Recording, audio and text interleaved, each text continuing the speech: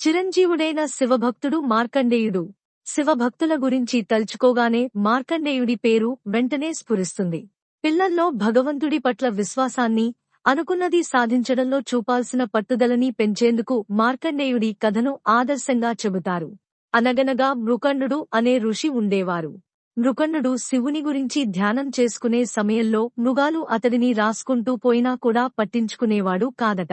అలాంటి మృకండునికి మరుద్వతి అనే సాధ్వి భార్యగా ఉండేది.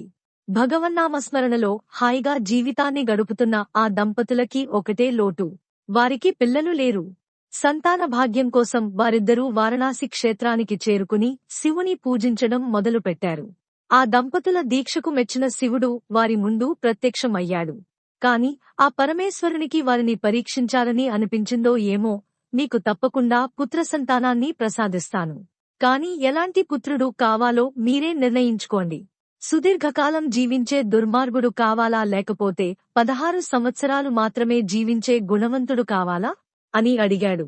వ్యక్తిత్వం లేనివాడు ఎన్ని రోజులు ఉంటే మాత్రమేం, మాకు గుణవంతుడైన అల్పయుష్కుడే కావాలి అని కోరుకున్నారు మృకండుని దంపతులు. అచిరకాలంలోనే ఆ దంపతులకు వెలుగురేఖలాంటి ఓ బాలుడు కలిగాడు. మృకండుని కుమారుడు కాబట్టి అతనికి మార్కండేయుడు అన్న పేరు వచ్చింది. శివుని మాటలకు తగినట్లుగానే మార్కండేయుడు సకల గుణాభిరాముడు. బాల్యం తీరకుండానే సకల శాస్త్రాలను ఓపోసన పట్టాడు మార్కండేయుడు. మరో పక్క వ్యక్తిత్వంలోనూ తనకు సాటి లేదనిపించుకున్నాడు. ఇలా ఉండగా ఓసారి మృకండుని ఆశ్రమానికి సప్తఋషులు వచ్చారు. మార్కండేయుని చూడగానే అతనికి త్వరలోనే ఆయుషు తీరనుందని వారికి అర్థమైంది. మార్కండేయుని బ్రహ్మదేవుని వద్దకు తీసుకుపోయారు సప్తఋషులు. మార్కండేయుని చూసిన బ్రహ్మ అతడిని నిరంతరం శివారాధన చేస్తుండమని సూచించాడు. అందరూ కలిసి శివనామస్మరణ చేత అకాల మృత్యువు దరిచేరదని మార్కండేయునికి తెలియచేశారు. పెద్దల మాటల మేరకు ఒక శివలింగం ముందర కూర్చుని శివధ్యానాన్ని మొదలుపెట్టాడు మార్కండేయుడు. ఒక పక్క అతని మృత్యుఘడియలు సమీపిస్తున్నాయి. మరోపక్క నోటి నుంచి శివనామస్మరణ ఆగడం లేదు. సరికదా ఒక్కో నిమిషం గడిచే కొద్దీ మరింత జోరుగా సాగుతోంది. యముని ఆదేశం మేరకు మార్కండేయుని తీసుకురావడానికి బయల్దేరారు యమభటులు. కాని మార్కండేయుని తీసుకురావడం కాదు కదా, అతని దరిదాపుల్లోకి కూడా వెళ్లలేకపోయారు. ఇక ఆ పిల్లవాడిని తానే స్వయంగా తీసుకురావాలనుకున్నాడు యముడు. తన వాహనమైన మహిషాన్ని అధిరోహించి యమపాశాన్ని చేతపట్టి మార్కండేయుని వైపు సాగిపోయాడు. ఆ ధ్యానాన్ని ఆపి యువతలికి రా, నీ మృత్యువు సమీపించింది అని హుంకరించాడు యముడు.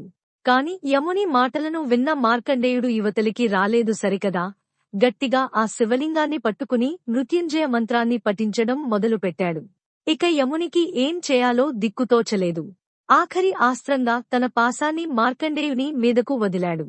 కాని మార్కండేయునితో పాటుగా ఉన్న శివలింగానికి ఆ పాశం తగలగానే శివుడు కాలరుద్రుడై బయటకు ఉరికాడు.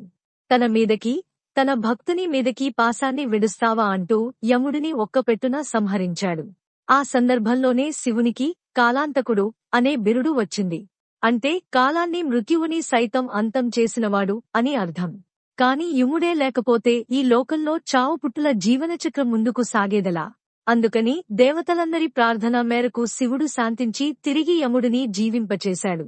అయితే మార్కండేయుని జోలికి అతను ఇక రాకూడదని, ఆ మాటకు వస్తే శివభక్తులు ఎవరినీ కూడా నరకానికి తీసుకుపోకూడదని హెచ్చరించి వదిలివేశాడు పరమేశ్వరుడు.